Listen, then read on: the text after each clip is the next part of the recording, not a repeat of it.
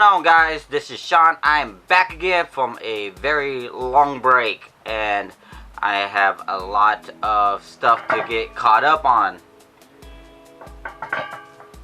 Stupid dog. Anyways, yeah. In this video, we're going to be working on the Batman Beyond helmet. I realized I've never made a Batman Beyond helmet. I actually took an Arkham Knight helmet and I modified it, but I never actually made a Batman Beyond helmet. So I figured, why not?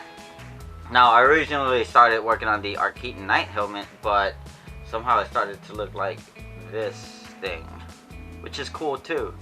So I guess that means I need to work on Batman Beyond version 2.0.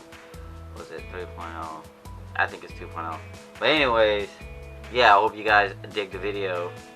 So here's ED with some CAD program on him, and if you're wondering what CAD program is cardboard aided drafting, and I use it very often.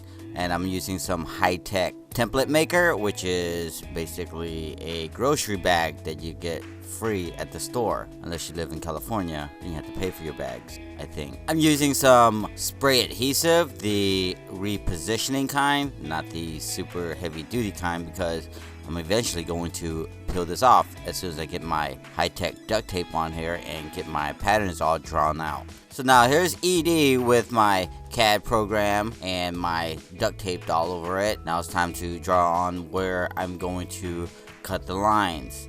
Notice I even did some lines for the undercut areas and also did some hash marks. Now I transferred all my patterns over to some poster board. And right here I'm making some markings because I need to cut it in a slight inward angle. Now I only need it to be angled from where the eyebrow and the ear meets, but the rest of the ear is going to be straight cut. Now I'm drawing in the lines for where my undercuts are going to go, and I even drew the line for the undercut that's going to go into the inner earpiece. Now I'm using a wood burner with a pyramid bit just so I can get the cut. Now you could probably do this with a razor blade. I just find it easier to use a wood burner. Just be careful not to burn all the way through the foam.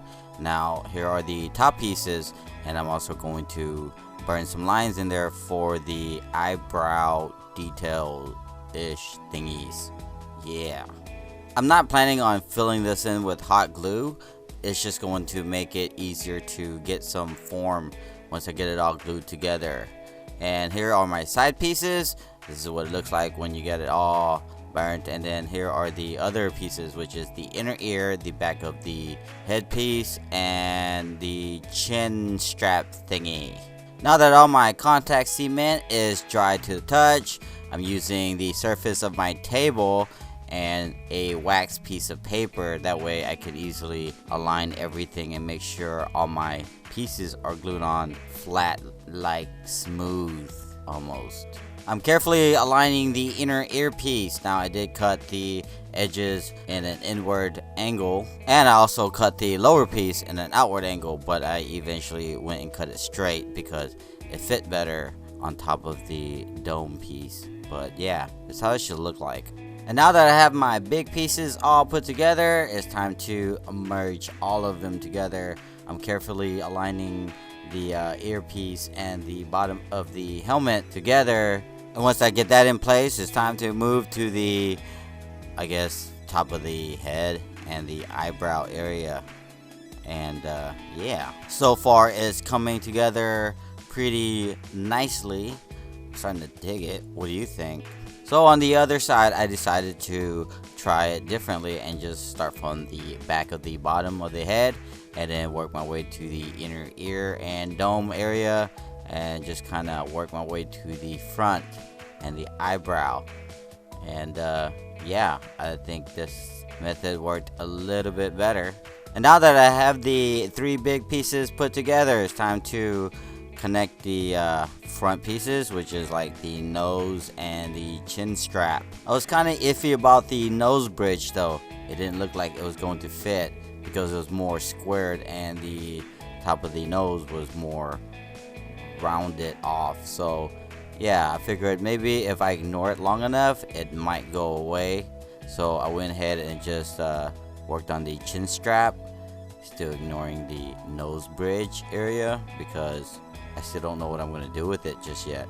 Now I've made like 100 Batman helmets, but I've never really made one with a chin strap that was solid like this, so I wasn't sure if it was going to slip on my head like with any issues. But yeah, now I'm working on the back part of the helmet, still ignoring the nose bridge because it might go away, who knows.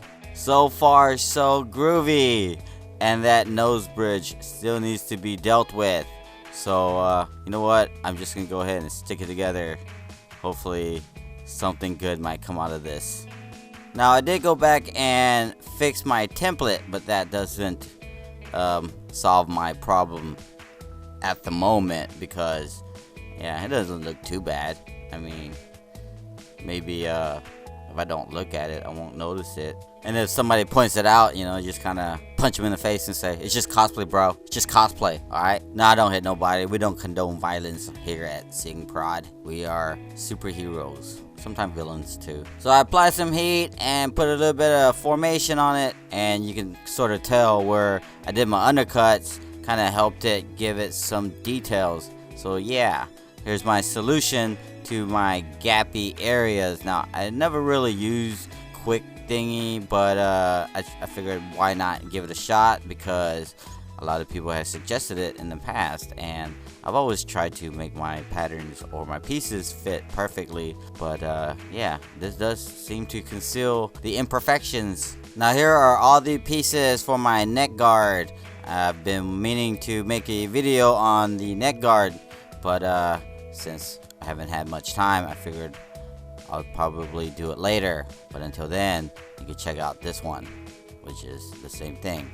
Now I tried making it out of 2mm craft foam and see if it was a little bit flexible around the neck, because I did make one in 5mm and it wasn't as comfortable, so I was trying to see if this would make it any better. Now gluing it together wasn't as easy as gluing 5mm craft foam together, but I mean, it did look pretty good. I mean, it does hold its shape and kind of what we're looking for, right?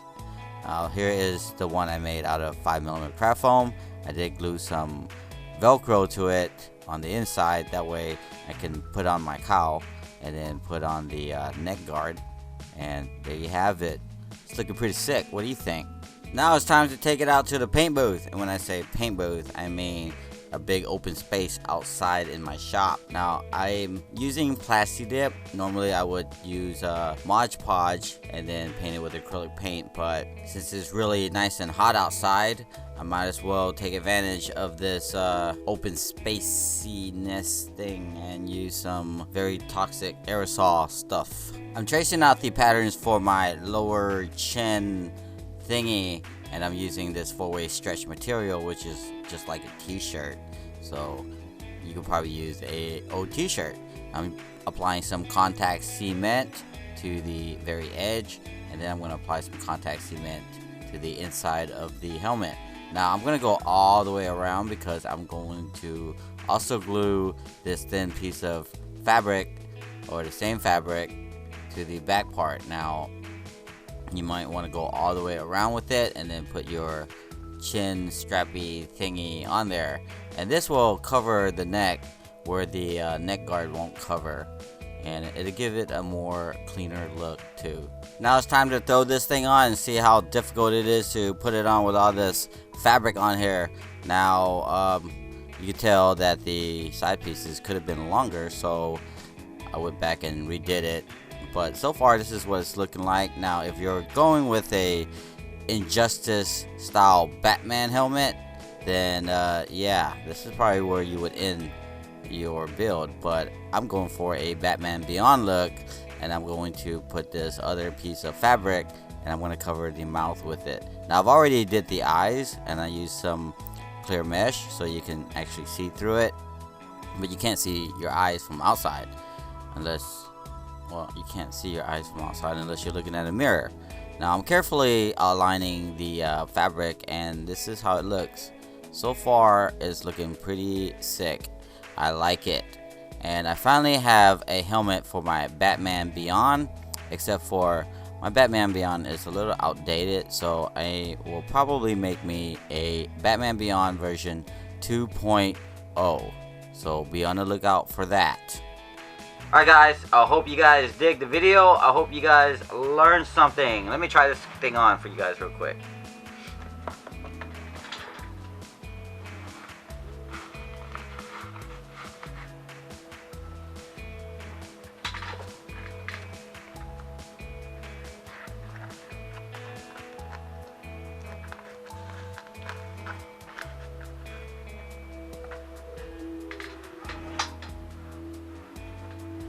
I don't know, y'all. What do y'all think?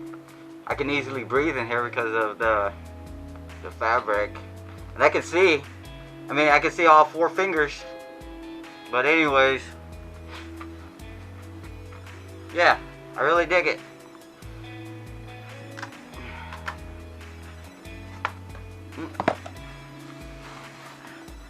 If you guys are into this kind of stuff, I mean, that is if you're into this, the templates will be available at my Etsy shop, and it includes the neck guard too, and yeah, it'll be pretty awesome. So y'all let me know what y'all think in the comment section below. Should I make me a Batman Beyond version 2.0? I think I got a really cool idea of where I'm gonna go with that one, but we'll see. I got a lot of cool cosplays coming up. I got the Punisher version T800. If you guys follow me on Instagram, then you've already seen a sneak peek of what that's going to look like. And yeah, I'll be dropping the Batgirl video really soon because I am just about done with her. And I guess that's it for this video. You guys make sure y'all follow me on Instagram, like me on Facebook, and don't forget to subscribe to this channel if you haven't already subscribed, and I will see you guys in the next video.